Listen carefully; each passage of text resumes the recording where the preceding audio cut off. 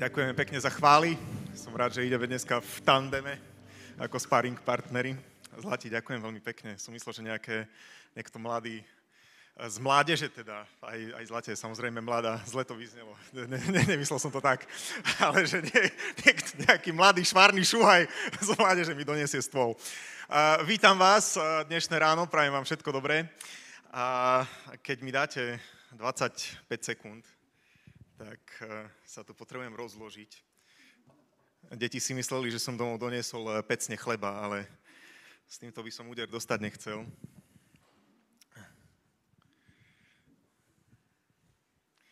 No, tak k tomuto sa dostaneme.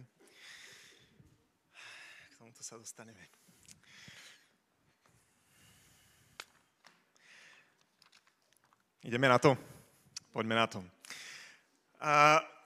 Viera, Biblia nás učí, že viera je presvedčenie o veciach, ktoré sa nevidia. Ale viera nie je presvedčenie o veciach, ktoré neexistujú. Práve naopak, viera je presvedčenie o veciach, ktoré sú zakotvené v realite. Poznáme dve reality, jedna je fyzická a druhá je duchovná. Viera zakotvená vo fyzickej realite, tu demonštrujem práve teraz, kedy držím v rukách mikrofón. Viem, že nedržím uhorku a mám vieru v to, že počas najbližších 40 alebo 35 minút bude cez tento mikrofón ma veľmi dobre počuť a nebudem musieť kričať. To je viera zakotvená vo fyzickej realite. A dnes ráno sa tu všetci, každý z nás, schádzame kvôli tomu, lebo máme vieru zakotvenú v duchovnej realite. Zakotvenú vo veciach, ktoré existujú, ktoré možno, že nevidno, ale o ktorých sa vieme dočítať v tejto knihe. Viera nie je slepé presvedčenie bez dôkazov, viera je dôvera bez výhrad. Dôvera bez výhrad, kedy Bohu proste veríš. Pre niektorých z nás, alebo z vás, môže byť dnes duchovná realita, potrebuje byť možno, že pripomenutá. V Žalme 68.13 sa píše, že veľmi zaujímavý verš, ktorý ma oslovil, že tá, ktorá cudzieho nežiadajúc, opatrovala svoj dom, delila korisť. Hovorí to o situácii, kedy sa izraelské vojsko vydalo na nejaký výpad alebo na nejaký boj, ale tá, ktorá cudzieho nežiadajúc, žena, ostala v domácnosti, opatrovala svoj dom, kým iní bojovali, presne takisto ako bojovníci, ona takisto rovnako delila korisť. A možno, že je to slovo pre tých, ktorí uvoľňujete, pre manželky, ktoré uvoľňujú svojich mužov, aby mohli slúžiť Bohu. A je to takisto slovo pre mužov, ktorí uvoľňujú svoje manželky, aby mohli prísť a slúžiť Bohu v nejakej zdravej miere. A to požehnanie, ktoré prichádza cez službu druhého vášho partnera alebo vašich detí, keď ich uvoľníte k tomu, aby mohli prísť na mládež, prísť na výlet, tak požehnanie, ktoré prichádza cez túto službu, na nich prichádza aj na teba, na vás, na váš dom. Pre niekoho iného môže byť dnes duchovná realita, ktorá potrebuje byť pripomenutá v Žalme 40, kde sa píše v 4 veršoch, keby som ich mal úplne skondenzovať, tak sa píše o Bohu a hovorí, že Boh naklonil ku mne svoje ucho, počul moje volanie, vyťahol ma, postavil ma na skalu a stavia pevne moje kroky a do mojich úst dal novú pieseň. A dnes možno, že niektorí z vás potrebujete znova počuť, alebo potrebujeme spolu počuť, že Boh je obnoviteľom našej piesne. Kedy možno, že pieseň, ktorú si hudieš vo vnútri, to, čo nosíš v srdci, vo svojom vnútri, možno, že zosmutnelo, možno, že zoslablo, možno, že sa unavilo. A dnes potrebuješ vedieť, že Boh je obnoviteľ tvojej piesne. Obnoviteľ tvojej piesne. Existujú 2 kľúčové momenty, ktoré majú dopad na tvoju vieru, na našu vieru. A prvý z nich je tvoj alebo môj pohľad na Boha. To, ako Boha vidíš ty. To, ako Boha vidíš ty. Pred pár mesiacmi som po 17 rokov ukončil svoju službu na našej mládeži na inom rozmere a mal som taký čas na nejakú reflexiu, možno na spomínanie celým tým prierezom, ako to išlo od začiatku a som vďačný za ľudí, ktorí, keď som sa obrátil, kedy som uveril v Ježiša Krista, ktorí možno mali taký vplyv na môj život a som spomínal na to, že som mal možnosť vyrastať spolu s Tiborom Farkašom, Erikom Matejom a ďalšími pod Mirom, pod Peťom Juríkom, pod Slavčom Kutašom vtedy. Potom som si spomínal na Roba a Katku Hrabovských, ktorí ma volali na ten stredoškolský klub, ktorý bol na KVP a ja som sťahanovec pôvodne a sa mi nechcelo, ale Robo Hrabovský tak neodbytne stále, ale Valer, príď. A volal a aj keď mi ušla električka a som mu volal, že už neprídem, on hovorí, nevadí, že ti ušla, neviem, kde na terase električka, len príď. A volal ma. Potom som si spomenul na Miňa Jargaša, ktorý tiež ako vedúci skupinky stál. Toto nie je ďakovná reč, z Oskarov, len ma chvíľku strpte, nekam tým smerujem. Ale som si spomenul na to, ako pri mne stál, keď ešte ako 16-ročné mladé ucho som prišiel prvýkrát do zboru a potom na skupinku a vlastne tesne pred tým, ako som uveril, tak sme s partiou spolužiakov na gymnáziu na Alejovej sme vykradli chemické laboratórium, sme si odtiaľ odniesli ruksaky plné všetkého a si predstavte, že bez toho, aby niekto mi niečo hovoril, tak počas Vianočných sviatkov, ako som čítal Bibliu a sa modlil, ako čerstvo obrátený, možno, že len pár týždňov obrátený, vyslovene som cítil, vyslovene Boh hovoril do môjho vnútra, že to, čo si urobil, nie je zlé. Teda to, čo si urobil, je zlé. Pardon. To, čo si urobil, je zlé. To, čo si urobil, je nesprávne. A vyslovene som cítil pohyb vo vnútri, kedy predtým, než by som urobil nejaký šialený krok, tak som išiel za Miňom a Miňom hovorí, ak to takto vnímaš, tak choď. A som išiel pred zborovňu, som zaklopal na zborovňu hneď po sviatkoch a chemikárka vyšla a keď som jej to povedal, hovorím, že mojich kumpánov nemôžem udať, ale ja sa priznávam a vraciam späť, je mi to veľmi ľúto. Donesol som všetko, skúmavky a draslíky a všetky látky a ona hovorí, Pavluš, toto som nezažila. Toto som v živote nezažila, to som nevidela. Samozrejme, že to neostalo len pri nej, sa to roznieslo do zborovne od triedneho cez riaditeľa a bola to silná vec. A nechcem ďalej menovať ľudí, na ktorých som si spomenul, ľudia ako Chris Elston a tak ďalej, ale jedným z týchto ľudí, ktorí mali taký vplyv na mňa, bol Jared Thielen, misionár, ktorý sa tu ukázal, bol tu zhruba rok a v tých začiatkoch tak sa mi venoval ako mladému chalanovi a raz ma zobral do Maďarska sa kúpať, do Miškolcu. Sa kúpali v Miškolci a keď sme sa vracali z Maďarska večer naspäť, rozprávali sme sa v aute, boli sme sa spolu najesť, veľa duchovných práv do mňa vkladal. A ako sme prišli, ešte vtedy bol hraničný priechod, tu na Torňož Nemety, tak bol normálne, že hranice a pasy. A ten pohraničiar, ako sme prišli, bola obrovská kolóna a pohraničiar nám hovorí, zárva, zavreté, nepustíme vás, budete tu čakať 4 hodiny. Tak sme to nejak ešte, ani vtedy mobily neboli poriadne, tak sme to čekli nejak na mape, že sa to vlastne dá obísť spodkom na východ cez slovenské Nové Mesto. A tak sme išli, on mal vtedy Ford Scorpio, nie kabriolet, coupé, neviem, či to bol 3 liter, alebo 2,5 liter, V6, na tú dobu to malo silné kone. A ako sme tak išli, tak zrazu z bočnej uličky pred nás vyskočil Trabant s maďarskou značkou, bakelitový, dvojtakt, zadimený, ale išiel ako rally jazdec. A Jared mi hovorí, počkaj, teraz ho dáme. Tak sa na ňo nalepil a sme išli, ale v tých kľukatých cestách smerom na slovenské Nové Mesto sa nám stratil. A odvtedy, tak dobre poznal cestu, a odvtedy vo mne ostala lekcia, že nie je dôležité mať silný motor, ale je dôležité veľmi dobre poznať cestu. Nemusíš byť taký, že všetko veľmi dobre zvládaš, ale je veľmi dôležité poznať cestu s veľkým C. Ak dobre poznáš cestu, dojdeš rýchlo aj so slabším motorom. A ujdeš aj tým, ktorí majú silnejší motor. A presne v tom je dôležitý tvoj pohľad na Boha, aby si ho videl jasne. Diablova najväčšia zbraň, alebo jedna z veľkých zbraní, nie je depresia. Aj depresia je veľká zbraň, ale diablova, alebo nepriateľová veľká zbraň je lož. Je lož, polopravda. Kedy sa ti snaží zastrieť pohľad na Boha, aby si ho nevidel takého, aký Boh je.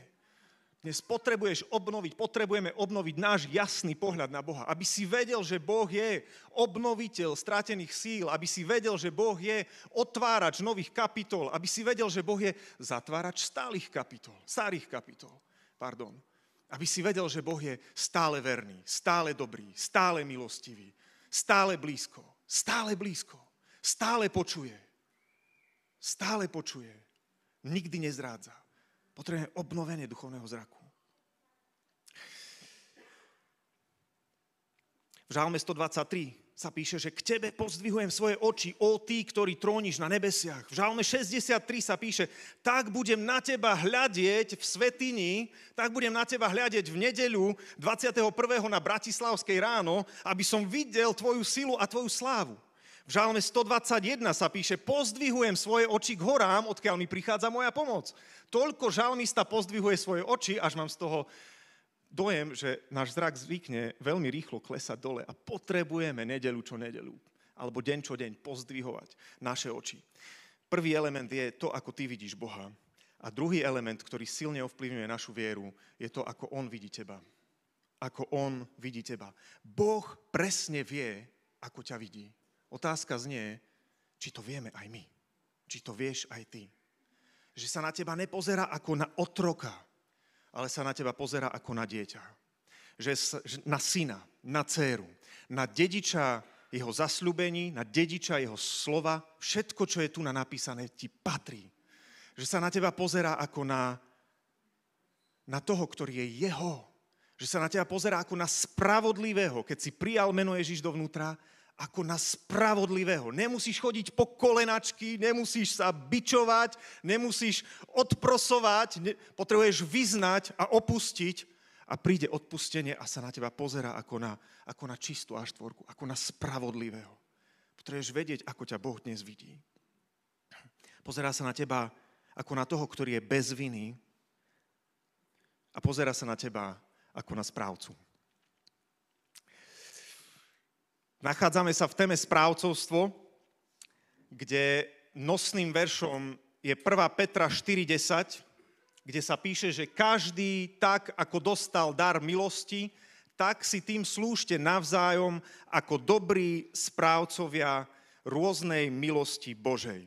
Minulú nedeľu veľmi trefne Peťo Jurik kázal na tému Spravuj svoje srdce a som veľmi rád, že sme začali niečím, čo je úplne kľúčové a to je spravovaním nášho vnútra a dnes sa budeme posúvať o króčik ďalej. Keď sa pozrieme na tento verš, takto si tým slúžte navzájom ako dobrí správcovia. Z toho nám vyplýva, že existujú aj zlí správcovia. Aký si dnes správca? Aký si správca dnes? Prerekvizita dobrého správcu alebo podmienka dobrého správcu nie je tvoja schopnosť, ale je tvoja vernosť. Je tvoja vernosť. V 1. Korinťanom 4.2 sa píše, tu sa ostatne vyhľadáva u správcov, aby bol ktosi nájdený verný. V Nehemiášovi 13.13 sa píše, a ustanovil som skladníkov nad skladmi, rozumej za správcov, Šelemejáša, starozákonný písateľ sa chcel pomstiť novozákonnému kazateľovi, alebo chcel minimálne vytrápiť, kňaza a Cádoka, učeného v zákone, a Pedajáša z Levitov a im k ruke, ako asistentov, Chanána, syna Zakúra, syna Matananiášovho, pretože boli považovaní za verných. A potom následne v Nehemiášovi 7.2 je napísané, a dal som rozkaz Chanánimu, svojmu bratovi a Chanániášovi, veliteľovi hradu o Jeruzaleme, že mali niečo vykonať, bolo im zverené veľké dielo, pretože on bol verný muž a bál sa mnoha nad mnohých iných. Pretože on bol verný muž. Úroveň tvojho správcovstva, alebo to, či si dobrý správca alebo zlý správca, neurčí úroveň tvojej schopnosti, ale určí úroveň tvojej vernosti. Ak rozmýšľam nad jedným menom, ktoré keď sa spomenie správcovstvo, nad jedným biblickým menom, tak automaticky mi príde na meno Jozef. Jozef Egyptský. Milujem príbeh Jozefa, pravdepodobne o ňom často hovorím, ale veľmi sa mi páči to, že na čokoľvek položil ruky, sa mu darilo. Mám viacero veršov, nerad by som na vás navalil verše, len ich prebehneme, ale by som bol rád, aby sme videli jednu vec, ktorá bola príznačná pre Jozefa. A možno taká otázka ešte predtým, než začneme čítať, je, že čo bolo kľúčom alebo tajomstvom Jozefovho úspechu alebo toho, že bol dobrý správca. V 1. Mojžišovej 39 sa píše, ale Hospodin bol s Jozefom a bol mužom, ktorému sa všetko darilo. A tak bol v dome svojho pána, Putifara alebo Egypťana, ako otrok. A jeho pán videl, čiže to bolo na ňom zjavné, že je s ním Hospodin, Boh, a že Boh pôsobil, aby všetko, čo robil, darilo sa v jeho ruke. A Jozef našiel milosť v jeho očiach a slúžil mu. A Putifar ho ustanovil nad celým svojim domom a všetko, čo len mal, oddal do jeho ruky. A stalo sa, že odkedy ho ustanovil nad svojim domom a nad všetkým, čo mal, požehnal Hospodin dom Egypťana pre Jozefa a požehnanie Božie, alebo Hospodinovo, bolo na všetkom, čo mal v dome, aj na poli. Následne nastáva celý ten príbeh s Putifarovou ženou, kedy ho zvádza, on odoláva a nespravodlivo je hodený do väzenia. A ak môžem ešte pár veršov v 39. kapitole od 20. verša. A Jozefov pán, Putifar, vzal Jozefa a dal ho do žalára, nezaslúžene, neprávom, nespravodlivo, na miesto, kde boli uväznení väzni kráľovi.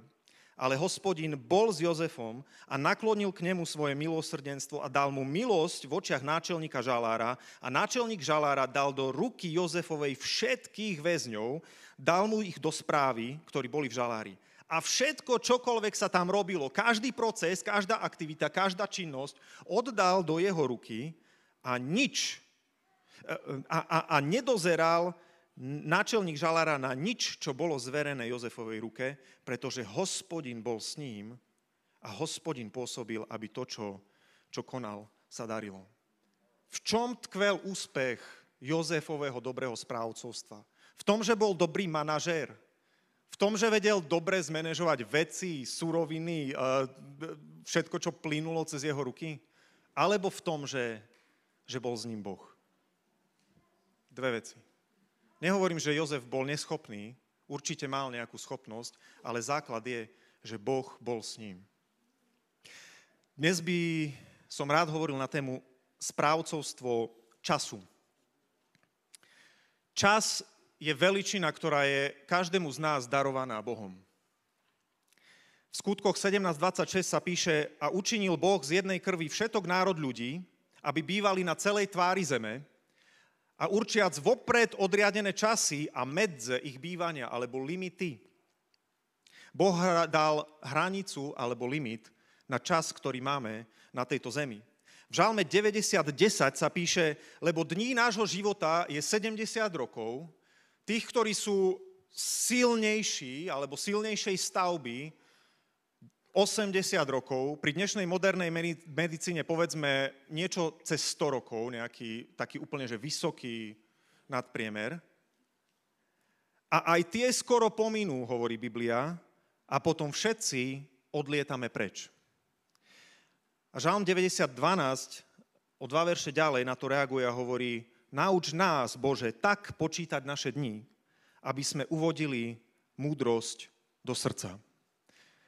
Nauč nás tak počítať naše dni, aby sme uvodili múdrosť do srdca. Dnes čas meriame na ručičkových hodinkách. Môžete mi dať prvé foto? Dneska zvykneme čas meriať takto.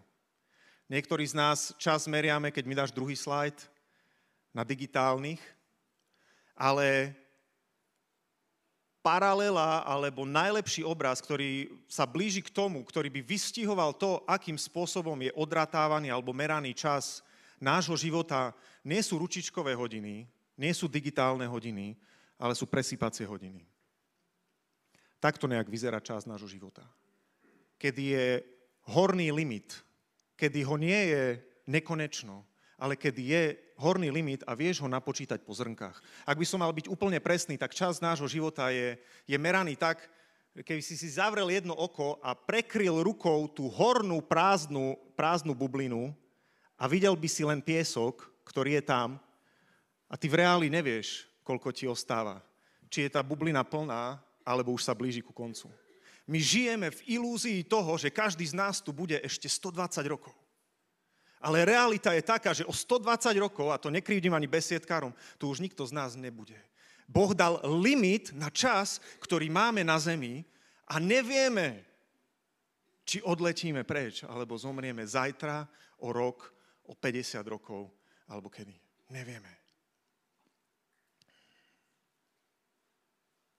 Ak by si mal kartu debetnú, naviazanú na svoj účet a na ňom by bolo 20 000 eur, ako rozšafne by si nakupoval dnes dole v Lidli po skončení bohoslúžby na nedeľný obed? By som pipal. Bral by som všetko, bez rozmyslenia. Nehľadal by si akciu. Bral by si všetko a nič by ťa netrápilo. A ako rozšafne by si nakupoval, keby si mal kartu, na ktorej je posledných 20 eur a máš vydržať do ďalšej výplaty, ktorá ti príde 10. Dával by si pozor extrémny, čo kúpiš a čo nekúpiš. Presne tak je to s časom. Nežijeme v ilúzii, že ho máme nekonečno, pretože nevieme v reáli, koľko je na karte. Ježiš spravoval svoj čas. Páči sa mi na Ježišovi, že nebol elita time managementu. Nemal čas rozplánovaný do poslednej sekundy. Keď sa pozrieš do evanjelií, Ježiš zmeškal na pohreb Lazára. Dokonca zámerne, zmeškal uzdraviť Lazára. Ale pritom stihol všetko podstatné. Všetko kľúčové stihol. Stihol ho potom vzkriesiť. Stihol zomrieť za nás, za naše hriechy a stihol stať z mŕtvych. Ježiš spravoval svoj čas. Diabol spravuje čas. Všimni si, že to, ako prichádzajú pokušenia, nie je náhodné. To, ako prichádzajú skúšky do tvojho života a pokušenia, nie je náhodné. Diabol za Ježišom na púšti neprišiel vtedy, keď bol Ježiš v dni číslo 1, 40-dňového postu, ale prišiel po 40 dňoch, kedy zlačnel. Presne takisto, neviem ako u vás, ale u nás je to tak, že pokušenia prichádzajú presne vtedy, kedy si hladný, vyčerpaný, nervózny a vtedy, kedy si najzraniteľnejší. Vtedy prichádzajú nejaké skúšky alebo pokušenia. Diabol spravuje svoj čas a príchod pokušení nie je náhodný. Ako spravuješ svoj čas ty? Alebo ako spravujeme náš čas my. V Kološanom 4.5 Biblia píše, choďte v múdrosti pred tými, ktorí sú vonku, vykupujúc čas. V Efežanom 5.16 vykupujte čas, alebo vykupujúc si čas, lebo dni sú zlé. V Galatianom 6.10 a tak teda, kým máme čas, kým máme zrnka v tých presýpacích hodinách, robme dobre všetkým a najviac domácim viery. Ešte doplním k presýpacím hodinám, že život nekončí uplynutím posledného zrnka. Potom prechádzame do večnosti, kde sa čas merať nebude. Kým máme čas, robme dobre všetkým a najmä domácim viery. Ak by sme sa mali na správu času pozrieť základnou optikou, tak úplne kľúčový verš Biblie na správu času je Efežanom 5, 15 a 16. Teda hľadte, aby ste sa správne chovali, nie ako nemúdri alebo nerozumní, ale ako rozumní, vykupujúc si čas, lebo dni sú zlé. Vykupujúc si čas je odpoveď na otázku, čo máme robiť, ale hlavná otázka je, ako to máme robiť. A odpoveď na otázku, ako to máme robiť, je hneď v ďalšom verši v 17. Preto nebuďte nerozumní, ale rozumejúci, čo je vôľa Pánova. Toto je základný kameň, na základe ktorého máš rozlišovať, do čoho sa pustíš a do čoho sa nepustíš. Nebuďte nerozumní, ale rozumejte, čo je vôľa Božia. Vieš o tom, že veľa ľudí dnes trpí, je novodobý fenomén, ktorý sa volá FOMO. To je po anglicky Fear of Missing Out. Ľudia, ktorí permanentne žijú v strachu, že im niečo ujde. Je to normálne, že diagnóza, ktorí sú všade zapojení, všade behajú, nič nestíhajú, hovoria, že nestíham život, som aj tam. A to nie je, že len bizines, že im niekto nasekal, ale oni chcú byť, pretože nechcú, aby im nič ušlo. Majú strach z toho, že im niečo ujde a sú všade, kde sa dá. A aj tak žijú v pocite, že im niečo uchádza.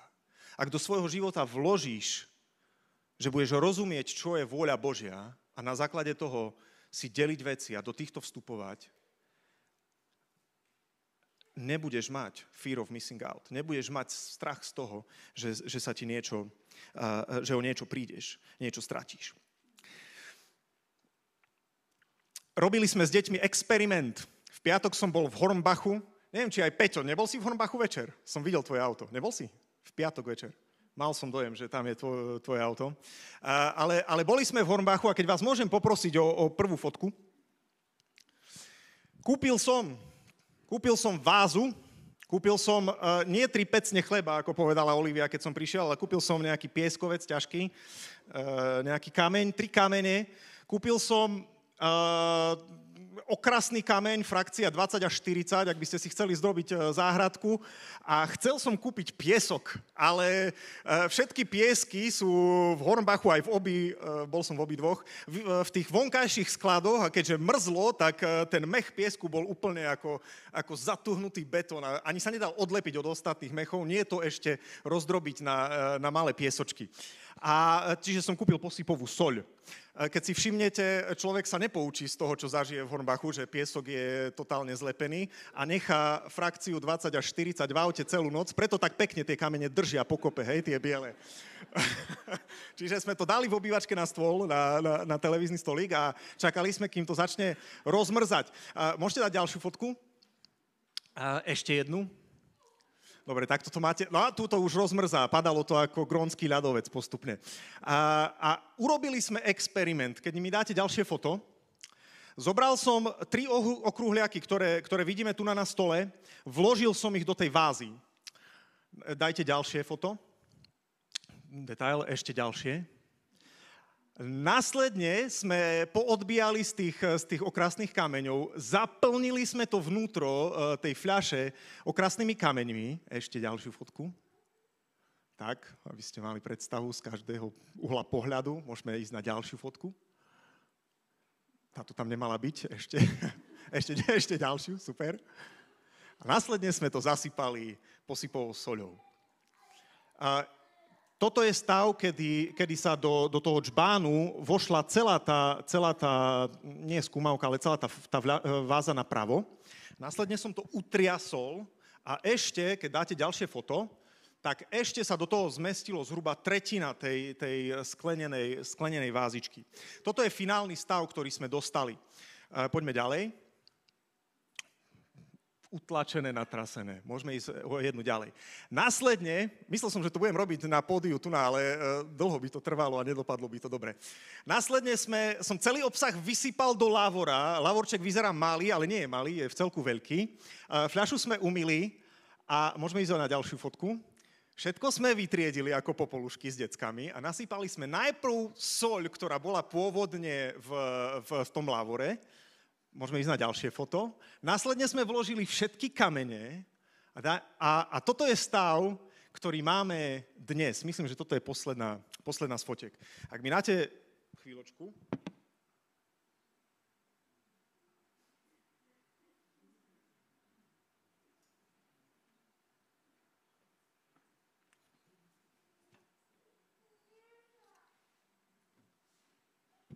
Nemám so sebou notára. Udrží. Nemám so sebou notára, ale s nádobou sa nemanipulovalo. Nikto tam nepridával ani kameň, ani soľ. Je to presne to, čo tam bolo od začiatku tohto experimentu. Keď som sa pani v Hornbachu pýtal, potrebujem nádobu sklenenú veľkú, tak aby ju bolo vidno aj zďaleka, tak aby uniesla kamene a mala ideálne úzke hrdlo, tak pani hovorí, a na čo to potrebujete? Idete aranžovať? Ja hovorím, neidem aranžovať, idem ilustrovať vážnosť dôležitých vecí v našom živote a ako máme dávať prioritu dôležitým veciam. Čiže sám som neveril, či to vôbec vyjde alebo nevyjde, ale toto je reál. Toto bolo na začiatku, keď mi dáš, prosím ťa, o 2 fotky späť.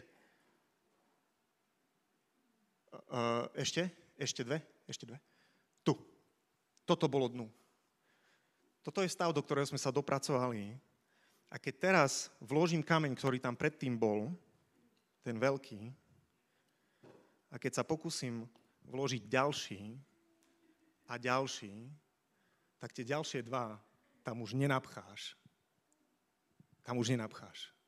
Pretože predtým celá tá soľ, celý ten piesok, tie drobnosti, nepodstatné malé, vyplňali priestor medzi frakciou 20 až 40, ale teraz zaberajú miesto. A ak najprv do svojho života vložíš malé, nepodstatné, ospravedlňujem sa, blbosti, veľké kamene tam už nikdy nedáš. Nikdy ich tam už nedáš. Čo sú dnes tvoje veľké kamene? Ktorý kameň do svojho života dávaš ako prvý? Keby som mal nechať dnešnú nedeľu jednu vec, tak to by bola tá. Ktorý kameň vkládaš do svojho života ako prvý? Ak zasekáš život malými nepodstatnými alebo stredne podstatnými vecami a nenájdeš si čas možno na 3 alebo 4 veľké veci, už ich do tej nádoby nedáš. Čo je dnes tvoj veľký kameň? A ktorý kameň dnes vkladáš ako prvý? V Matúšovi sa píše, najprv sa zmier so svojím bratom a potom prídi a obetuj dar Bohu. Najprv hľadajte kráľovstvo Božie a jeho spravodlivosť a to všetko ostatné vám bude pridané. Možno si tu dnes a si človek, ktorý máš plnú nádobu len soli. Lebo zahlcuješ život malými nepodstatnými vecami a asi si nenašiel čas na veľký kameň. A možno, že oddialuješ, možno, že rozhodnutie pre Boha, odovzdať život Bohu je ten veľký kameň, ktorý nevieš vložiť, pretože zahlcuješ život malými vecami. Dnes ťa chcem pozvať k tomu, aby si mohol vyprázdniť tú soľ a vložiť prvý, jeden, druhý, tretí veľký kameň do svojej nádoby, do svojho života. Najprv, Biblia ďalej pokračuje, najprv vyjmi brvno zo svojho oka a potom sa pozrieš, aby si vyňal ivierko z druhého oka, z cudzieho oka alebo z oka svojho brata. Keď prorok Eliáš prichádza počas hladomoru, ktorý trval 3 roky a 6 mesiacov, pretože nebol dážď v izraelskej zemi, v Izraeli je sucho, aj keď je štandard, ale keď je hladomor, tak to muselo byť extra sucho.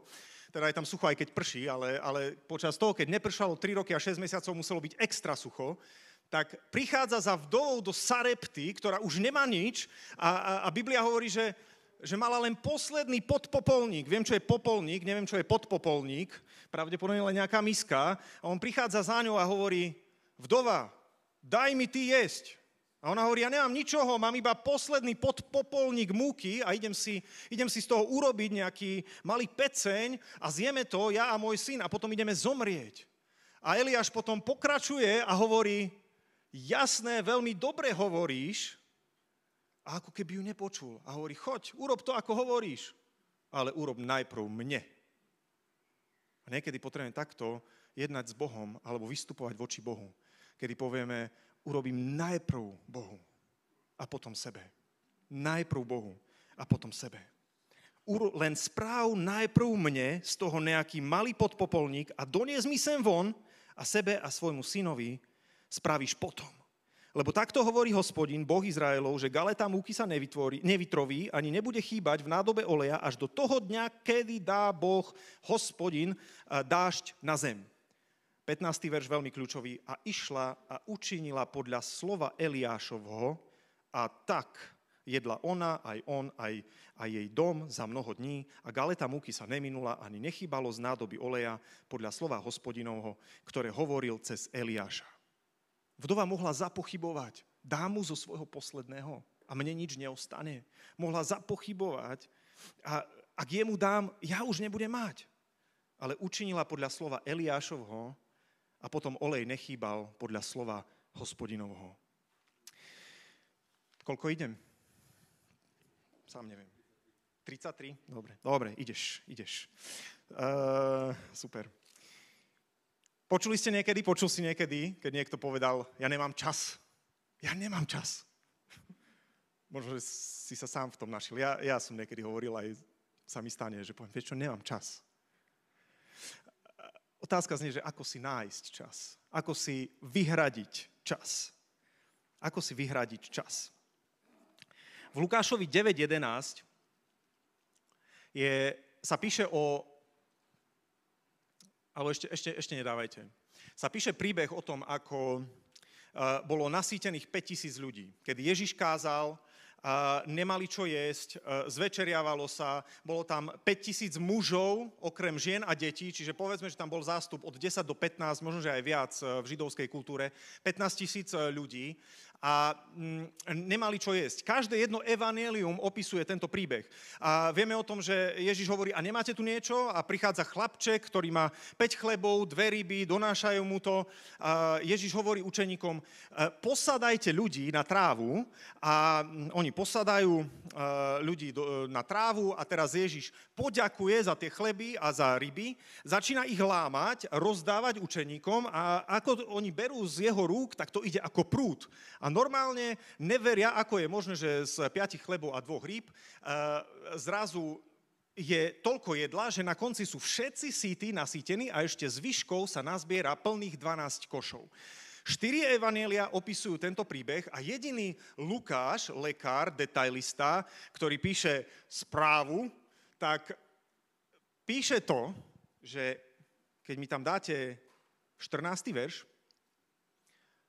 a hovorí, všetky príbehy sú identické, len Lukáš zaznamenáva tento malý detail a hovorí, a povedal svojim učeníkom, usaďte ich v skupinách po 50.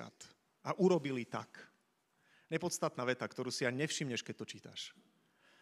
Ale princíp, ktorý z toho pramení, keď je tam Ježiš, aj v našom živote, a je aplikovateľný na správcovstvo času, je ten, že kde príde poriadok, tam príde rozmnoženie.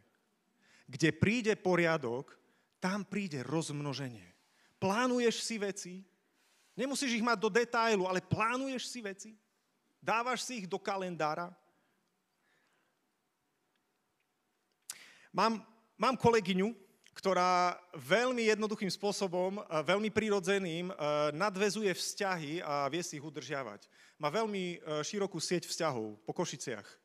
Naozaj, obdivujem to. Moja Katka je tiež takýto networker, moja manželka. Veľmi jednoduchým spôsobom. Mňa, ak mám mať širokú sieť vzťahov, mňa to stojí nejaké úsilie vnútorné. A táto kolegyňa nemá problém sa orientovať v spleti situácií a vzťahov, ktoré má a tak ďalej. A takisto to má aj v svojej kancelárii. Že keď tam s kolegom niečo hľadáme, keď je niekde na home office alebo nie je vo svojom office a prídeme s kolegom hľadať nejakú faktúru alebo nejaký podklad, ako tam nechceš hľadať. Neviem, či to je len vec mužov a žien, alebo je to vec systematických ľudí a takých, ktorí lepšie zvládajú chaos, ale to je ako keby si niečo hľadal v kabelke. Hej? Ja toto obdivujem na sestrách, že tu to je. Ja keď mi Katka povie, hovorím, že kde sú kľúče od auta, sú v mojej kabelke, tak už toto nerobím. Ja beriem kabelku, hovorím, prosím, vyber mi ich, lebo ma tu bude stať oveľa menej psychického úsilia, ako tu tam budem hľadať. No a presne tak je to v kolegyninej kancelárii. Šokujúca vec, alebo zaujímavá vec pre mňa je, že keď niečo s kolegom hľadáme, tak stačí, že jej zavoláme a ona povie, vieš čo, vzadu za chrbtom mám šanony, tie odhrň, tam sú 3 kopy papierov, zodvihni prvé 2 a v spodnej kope 16. papier od spodu, ktorý leží naopak, tak to je ten, ktorý hľadaš. A je to tak. Raz sme boli... Je to tak. Raz sme boli s kolegom v Poľsku na služobnej ceste a tak sme jej kúpili takú, nie plaketu, ale taký obraz po poľsky písaný, takú tabličku, visí to u nej v kancelárii, sme jej to tam nabili a zlatý poľský jazyk sa tam píše, že porządek môže mieć každý, čiže poriadok môže mať každý, tylko geniusz panuje nad chaosem. Čiže len genius dokáže ovládať chaos. No, niektorým je veľmi ľahko ovládať chaos, aj časový chaos, ale naďalej platí princíp písma, že kde príde poriadok, tam príde rozmnoženie. A ja sa k tomuto vrátim ešte na konci, možno nejakou trefnejšou otázkou, takou, ktorou zasondujeme, zamierime na niečo, ale toto je generálny princíp. Môžem poprosiť o posledné foto? Toto je sochor. Nie svokor, ale sochor, alebo predválok. Oceľový, rozžeravený. Na LinkedIne na pracovnej sociálnej sieti chodí taká analogia na hodnotu času, nie je úplne technicky presná, ale tak som ju trošku vycibril, ale inšpiroval som sa ňou.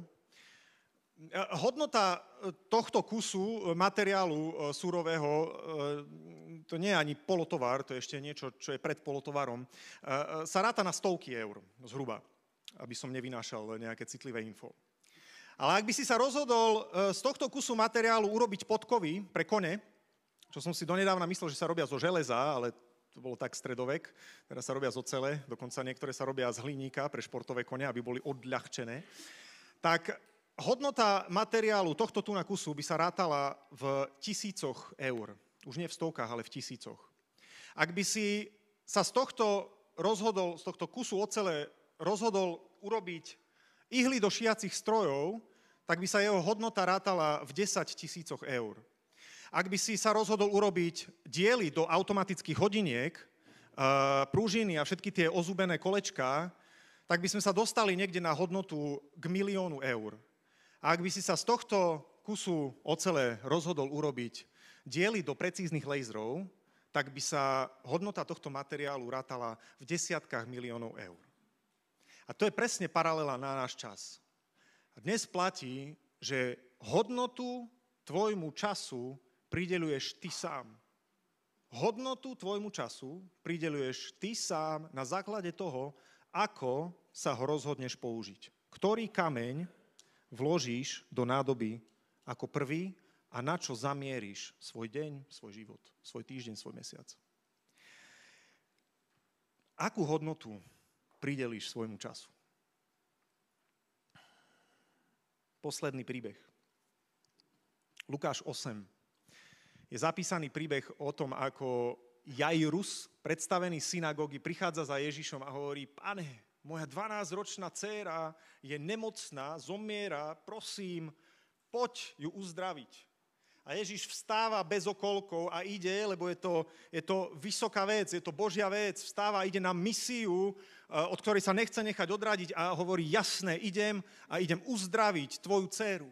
A počas toho, ako ide do tejto ultra dôležitej veci, sa na ňo začína tlačiť dáv.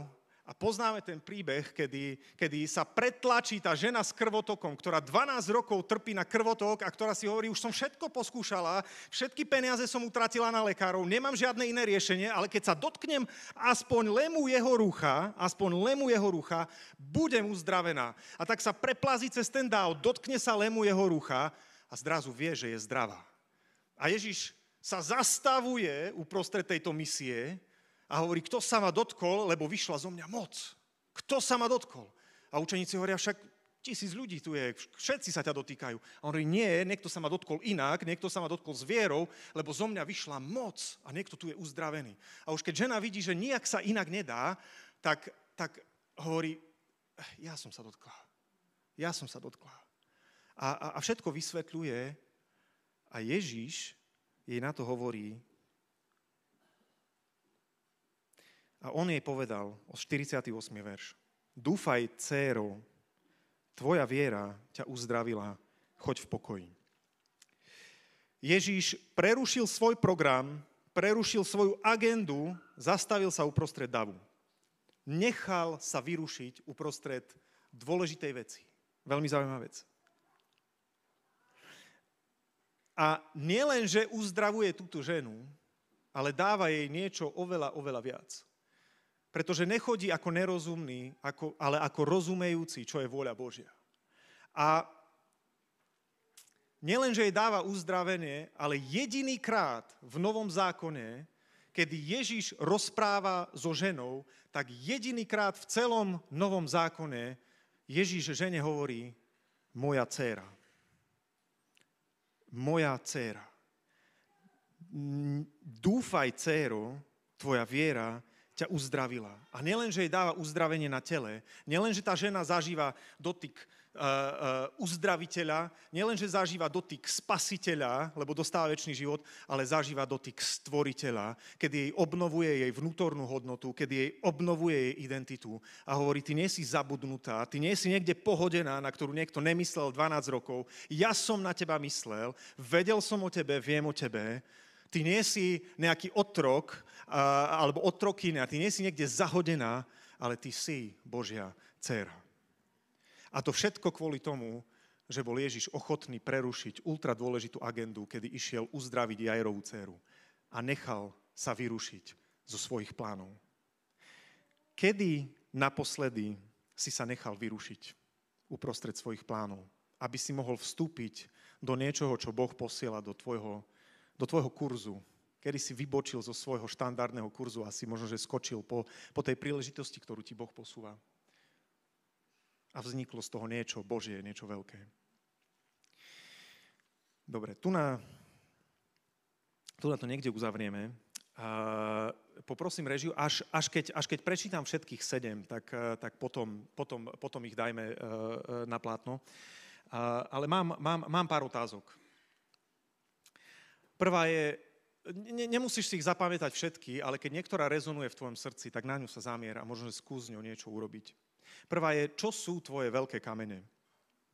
Ktorý kameň vložíš ako prvý? Je to rozhodnutie pre Boha? Je to možno tvoje zdravie? Je to tvoja rodina? Je to služba Bohu? Ktorý kameň dnes je pre teba? Ktorý je veľký kameň a ktorý vložíš ako prvý? To boli prvé dve. Ďalšia je, ktorú jednorázovú vec by si mohol pridať do kalendára, do svojho kalendára a zrealizovať ju? Ktorý projekt si už dlho odkladal a ktorý dnes vieš pridať, naplánovať a urobiť? Ďalšia otázka, akú jednu vec vieš pridať do svojej rutiny, do svojej dennej rutiny alebo týždennej rutiny a zabehnúť. A zabehnúť túto rutinu. Je to, že si položíš na jedálenský stôl Bibliu a začneš si ju čítať každé ráno. Je to, že predtým, než si pustíš Netflix alebo film večer, že stráviš 10 minút s Bohom a sa budeš modliť. Je to, že sa pôjdeš prejsť každý večer. Alebo že začneš sa rozprávať so svojimi deťmi. Alebo čo to je? Ktorú jednu vec môžeš dať do svojej každodennej alebo každotýždennej rutiny? 5. otázka. Akú hodnotu pridelíš svojmu času? 6. Komu venuješ svoj najlepší čas? Komu venuješ to, kedy si čerstvý, kedy si silný, kedy si v pohode? Komu venuješ svoj najlepší čas? A 7. Kedy naposledy si sa nechal vyrušiť?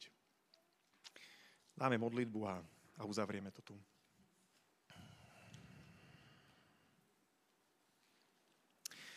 Bože, tak ti ďakujeme za to, že čas, ktorý máme, napriek tomu, že nevieme, koľko ho je, pred nami, aj keď každý z nás verí, že je ho minimálne 120 rokov alebo 100 rokov.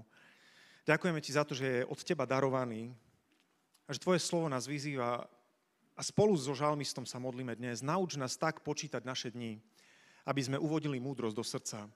Bože, modlím sa o to, aby každé z týchto zrn, ktoré sú v presýpacích hodinách, aby niektoré nevyšlo na zmar. Pane, a aj keď niektoré výjdu, tak sa modlím o to, aby v našej nádobe boli tie veľké kamene. Oče, modlím sa, aby si nám obnovil zrák, aby si nám dnes ráno ukázal, čo sú veľké kamene podľa teba pre náš život. Pane, znova sa chceme zafokusovať, zamieriť na veľké kamene, ktoré sú v našom živote. Modlím sa o to, aby piesok bol bokom, aby ten okrasný kameň bol bokom, ale aby v našej nádobe boli najprv hlavné kamene. Bože, modlím sa, aby dnes sme mohli byť obnovení v Tvojej vôli, aby mohol byť obnovený dnes náš zrak. Oče, modlím sa za nás, bez ohľadu na to, či sme systematickí, nesystematickí, chaotickí alebo akýkoľvek. Pane, prosím ťa o to, aby sme dávali Božiu hodnotu nášmu času, aby sme nemárnili čas nezmyselnými vecami, ale aby ten najdôležitejší prime time, aby bol položený do Božích vecí.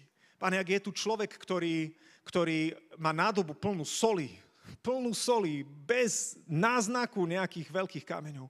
Dnes sa modlím, aby táto soľ mohla byť vysypaná, aby drobnosti života, ktoré zahltili život, aby mohli byť vyprázdnené, vysypané. A dnes sa modlíme, aby znova mohol byť položený ten veľký základný kameň dovnútra tohto človeka.